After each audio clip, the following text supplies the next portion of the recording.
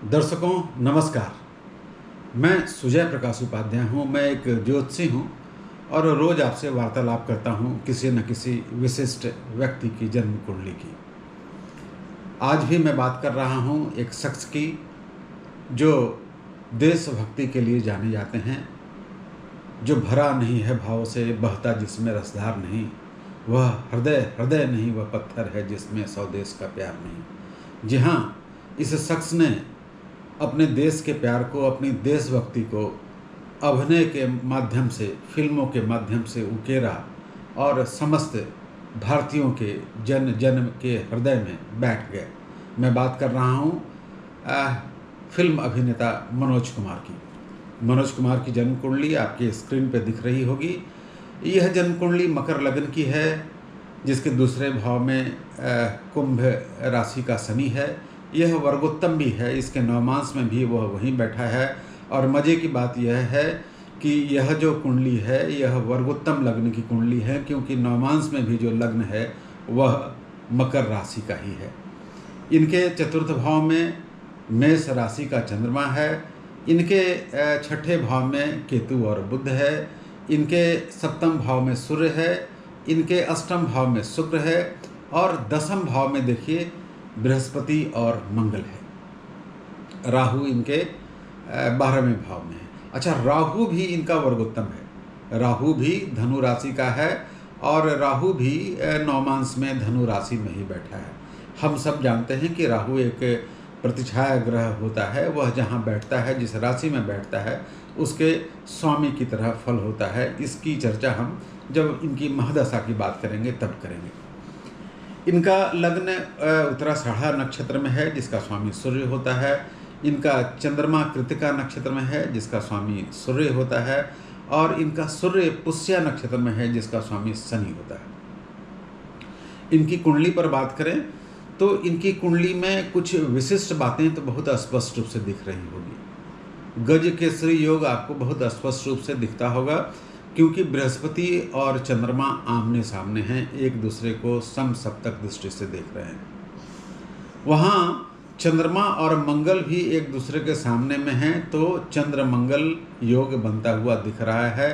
चंद्र मंगल योग के बारे में कहते हैं कि जिसके कुंडली में चंद्र मंगल योग बैठता है, उसके कुंडली में लक्ष्मी वैसे ही साथ नहीं छोड़ती उसके घर का, जैसे कोई कुलवधू अपनी लज्जा का साथ नहीं छोड़ती। शुक्र अभिनय का द्योतक है। शुक्र अभिनय का अधिष्ठाता है। इनकी कुंडली में शुक्र को देखिए, शुक्र नवमांश में जाके स्वग्रही होके दसम भाव में, मतलब आजीविका के भाव में, मतलब राज्य के भाव में, मतलब कर्म के भाव में जाकर वह बैठा है।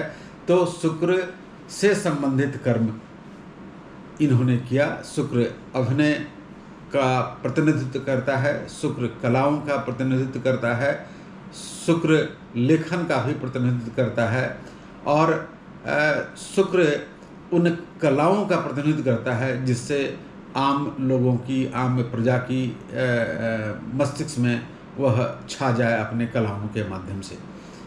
तो शुक्र इनका नवमांश में न केवल स्वग्रही है, वह केंद्र में बैठा है और वह मालव नामक योग बना रहा है। और इतना ही नहीं, वह दो शुभ ग्रहों से, बृहस्पति और बुध से दृष्ट भी है।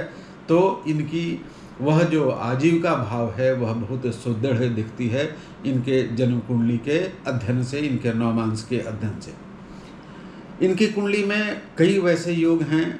वेशी योग है, वासी योग है, उभयचारी योग है। वेशी वासी उभयचारी योग क्या होता है? वह सूर्य के दूसरे भाव में चंद्रमा और राहु केतु को छोड़ के कोई ग्रह बैठ जाए तो वह वेशी योग होता है। उसके 12वें भाव में राहु केतु चंद्रमा को छोड़ के कोई ग्रह बैठ जाए तो वह वासी योग होता है। दोनों तरफ ग्रह, शुभ ग्रह बैठ जाए तो वह उभयचारी योग होता है। सूर्य से बनने वाले ये सर्वश्रेष्ठ योग हैं जो इनकी कुंडली में बहुत स्पष्ट रूप से बन रहे हैं। आप भी देखिए ना, शुक्र इनका 7वें भाव में कर्क राशि में है और उससे उसके 12वें भाव में, मतलब मिथुन राशि में बुध बैठा है और उसके दूसरे भाव में, मतलब सिंह राशि में शुक्र बैठा है। तो तीनों सूर्य से बनने वाले महत्वपूर्ण योग इनकी कुंडली में बनते हुए दिखते हैं। वैसी योग, वासी योग और उभयचारी योग। इनकी कुंडली में चंद्राधि योग बनता है। इनके कुंडली में गुरु मंगल योग बैठता है। गुरु मंगल योग कैसे बनता है देखिए, गुरु और मंगल, बृहस्पति और मंगल साथ साथ बैठे हैं। यह बहुत ही शुभ योग माना जाता है। इनकी कुंडली में काहल योग है, हर्ष योग है। हर्ष योग किसे कहते हैं?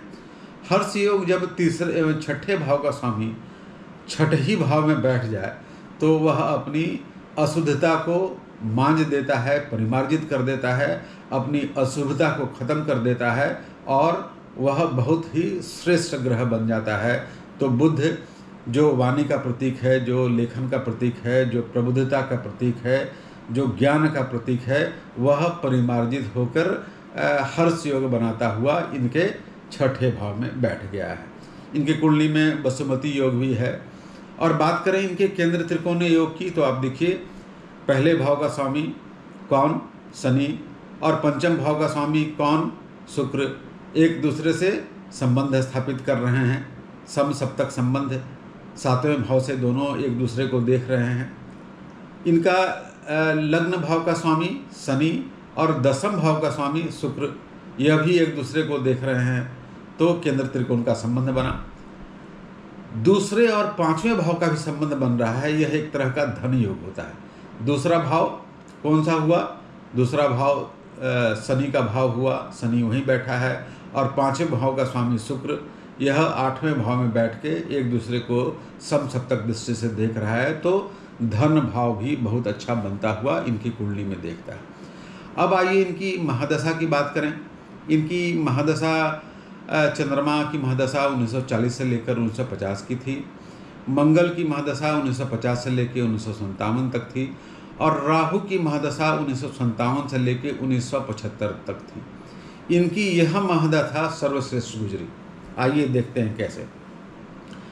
राहु लग्न कुंडली में जिस राशि में है, नवमांश कुंडली में उसी राशि में है।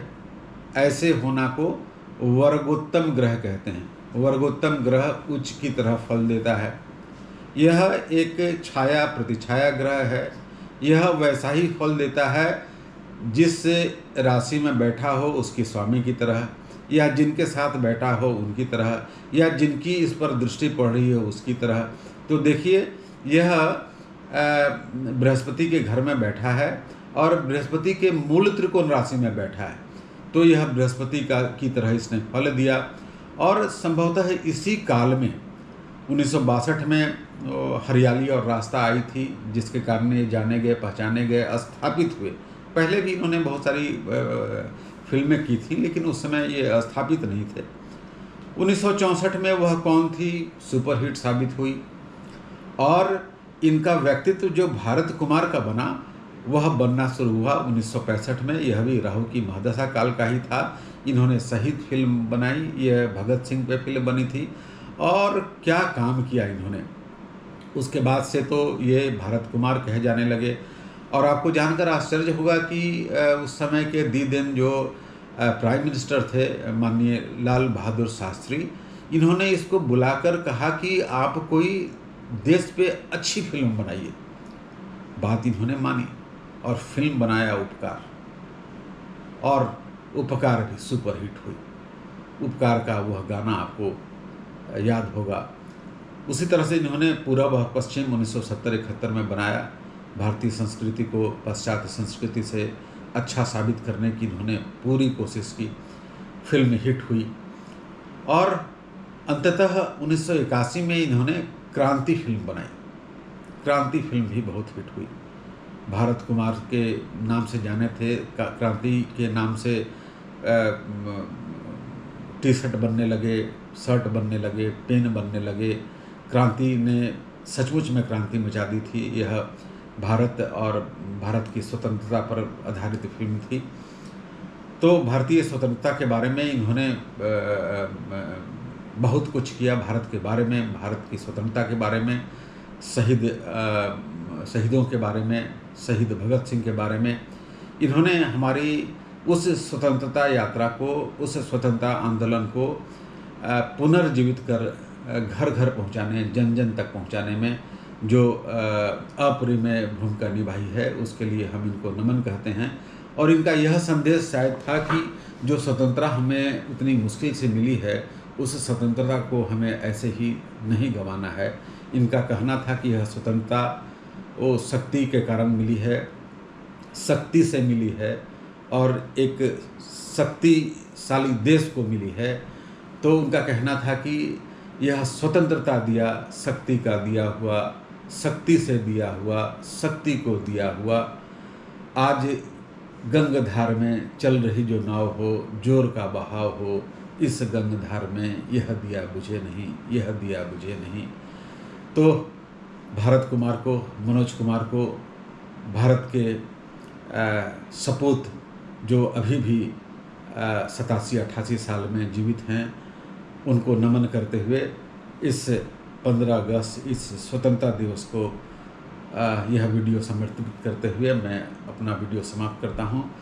मेरा वीडियो यदि आपको तनिक भी अच्छा लगता हो तो मेरे चैनल को लाइक कीजिए, इसे सब्सक्राइब कीजिए, हो सके तो मेरे इस वीडियो को शेयर भी कीजिए। मैं आपका नमन करता हूँ, मैं आपको नमस्कार करता हूँ, मैं आपको प्रणाम करता हूँ।